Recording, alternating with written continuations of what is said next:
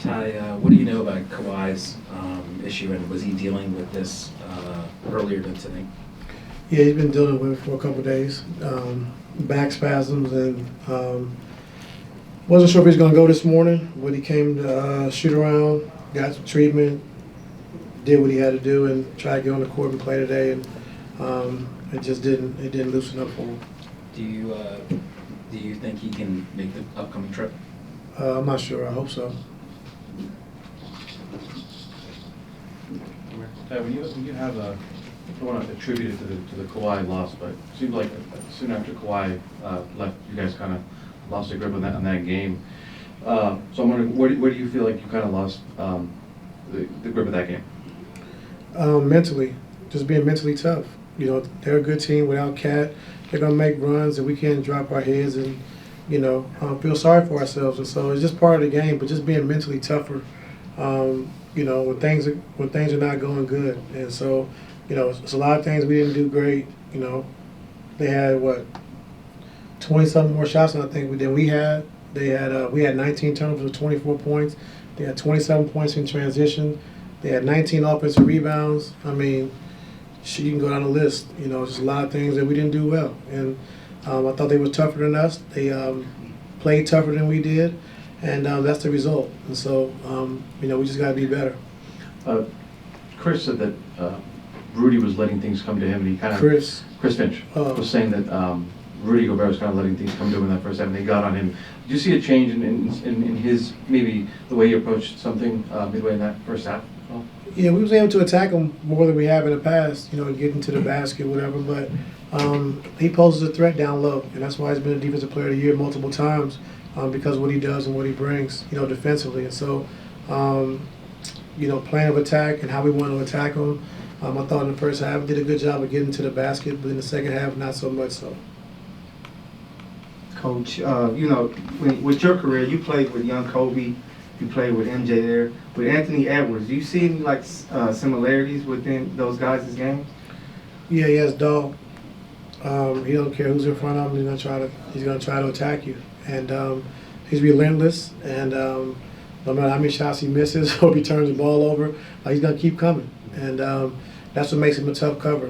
He doesn't get discouraged, So he has that mental toughness that I'm coming out to try to kill you every night. And so that's the mindset he has.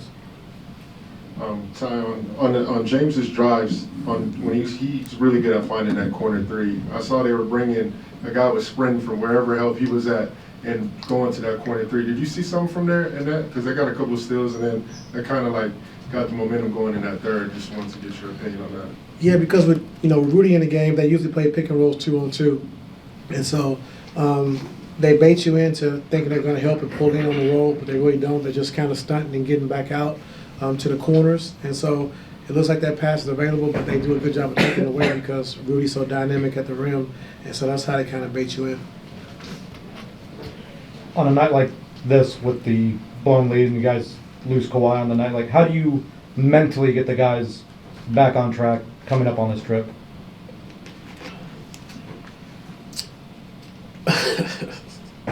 Hey, can you ask it again so I can answer it the right way? I almost messed up. Messed up. Go ahead. On a night like tonight, with the blown lead and losing Kawhi like you did, how do you get the guys mentally back on track on this upcoming trip?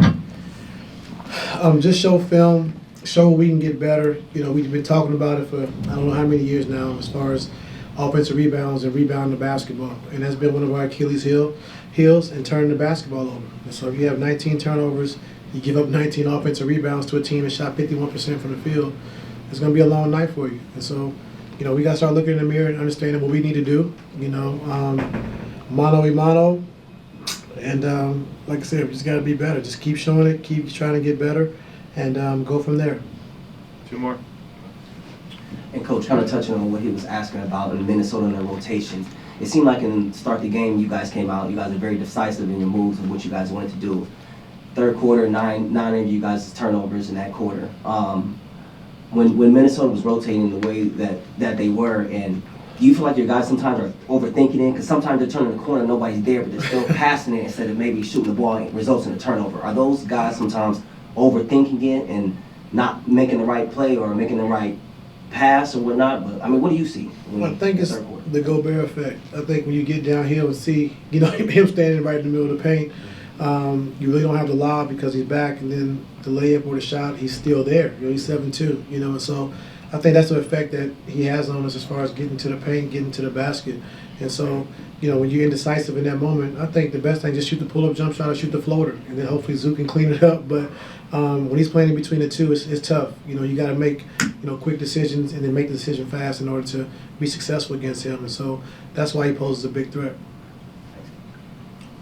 See, from a leadership and team standpoint, you can't really say everything as a coach. Like, and the guy that we usually would ask to do that is Russ, and he's not playing. Like, who's the guy, like, especially when Kawhi goes out, that kind of talks to the team and tells them, like, they need to get their stuff together and, just curb these runs, if you will. Myself, James, PG, I think we all do it collectively, and just, just understand the teams are gonna make a run. Like, they're a good team, number 2, 3 team, whatever in the West. Like, they're a good team without Cat, so, good teams are gonna make runs. It's about how you deal with it, and how you process it and move on and get to the next action, get to the next play. And so we just can't, when teams make a run, just give in, and so, they play well. Like I said, they played tougher than we did, for sure, no doubt. Pisses me off, when it comes to that, just being mentally tougher, just mentally tougher when stuff gets hard. Like, just, you got to get tougher, and so those are things we got to do. And so we can talk about schemes, we can talk about a lot of other things, but we just got to be tougher mentally and physically. Got to be better. Is this a group that is mentally tough? Yeah, I mean, we've shown mental toughness, and so when things don't go right, we got to get tougher. If we can't score, we can't let them score. It's okay. Like, it's part of the game, like we did in Minnesota. That was mentally tough. You score 89 points and win the game. Like, yeah, that's fine. Like, however you got to win the game. It's not about shots. It's not about minutes. It's not about whatever. It's about winning the game. However you got to do it. And so we have shown that, but tonight we didn't. Thank you. Let's get ready for Hoop Jab.